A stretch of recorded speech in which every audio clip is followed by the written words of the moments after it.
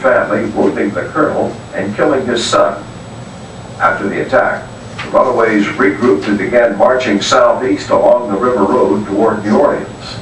The group burned the plantations, taking supplies and food along the way, recruiting others at every stop. Plantation owners along the Mississippi River heard of the uprising and began to organize. Colonel Landry organized 80 local militia troops and vigilantes to hunt down the rebels, numbering as many as 500 slaves.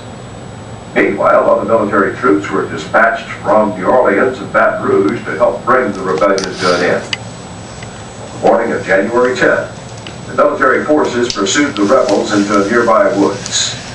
The rebels were not well organized and were only armed with cane knives, axes, hoes, and a few small guns. What followed was a mass execution.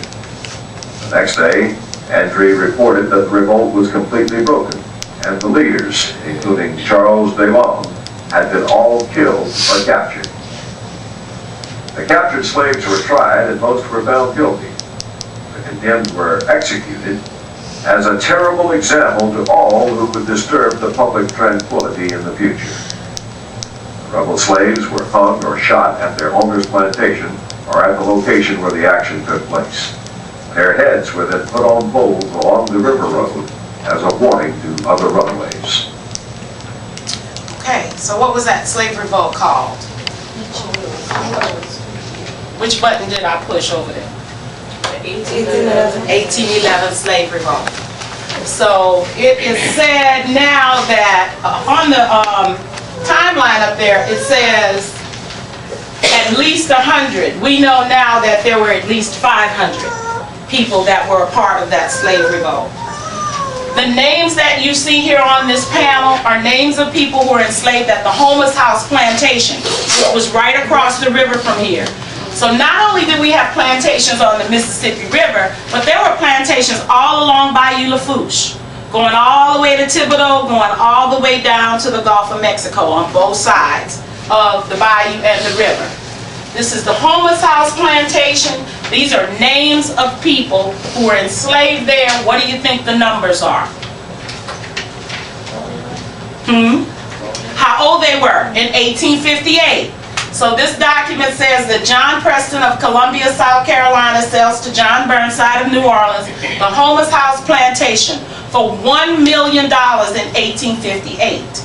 He received houses, farming equipment, and animals, and the lives of all of the people whose names you see here and on some of the other panels in this room.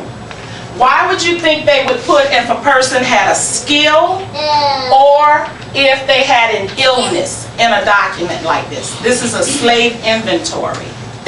Why would they say whether you were sick or whether you had a particular skill? If they were going to sell them, what would that help them determine? How much they would cost. So young people your age could actually be sold, what do you got, 16, 17, about? 17 to 18 about? Okay, that means you guys are at childbearing age. So that means that you could be sold for about $900. You're about to be adult, so you guys are like, you know, at puberty now.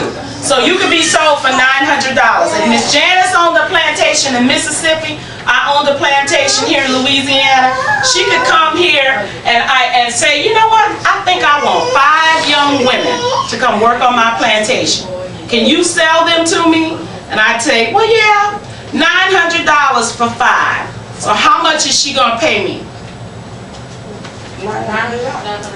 $4,500. She gives me $4,500. I tell her to pick out 5 of you. She picks out 5 of you, and then she takes you guys to Mississippi, and you go work on her cotton plantation for the rest of your life. You leave here today, your parents have nothing to say about it. Your family will never see you again once she puts you on that wagon to take you to Mississippi. So that was one of the bad things about slavery, is that, one of the worst things about slavery is that it split our families up. The next bad thing about slavery was that you could be punished by any means. So it was like human rights violations. This man's name was Gordon. Gordon ran away from the plantation 3 times trying to go to freedom. Each time he ran away, he was taken back and he was flogged. The last time he took onions with him in his pocket, rubbed the onions on his body so the bloodhounds couldn't smell him. And he made his way to Baton Rouge, joined the Union Army, and that's where he got his freedom. So the thing that I want to say to you about what you learned in this room is that our ancestors were very, very strong and very, very determined people. Why his back look like that? Because when they beat him with the whip, it cut his back. You guys ever saw, you know what keloid is? You ever saw somebody get a big cut and it makes a big scar that's kind of raised? That's what that is. We watched the movie like that. Common really for black people. Yes, it's only common for black people who have a lot of melanin in their skin to get those big, big scars like that. So that's what happened to him.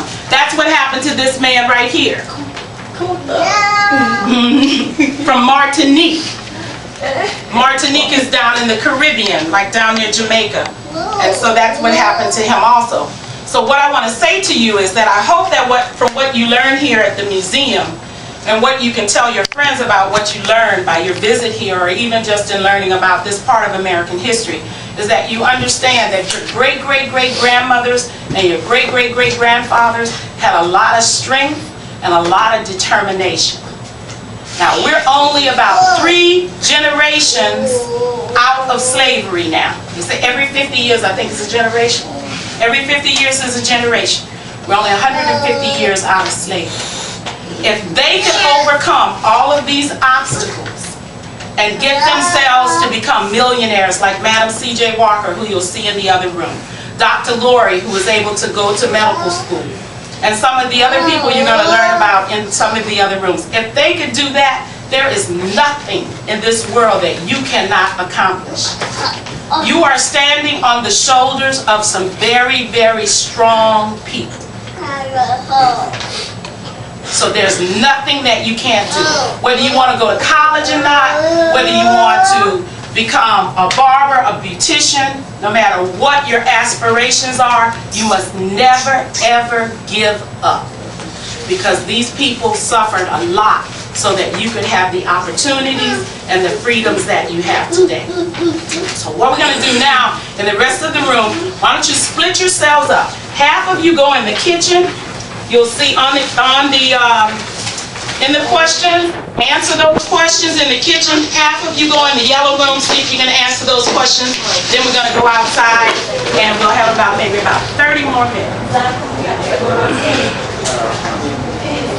I'm going to give you 5 minutes. Some of you go in the yellow room, some of you go in the kitchen. It's the green room. No, what is it? Some room. It's the yellow room. Y'all go to the green room.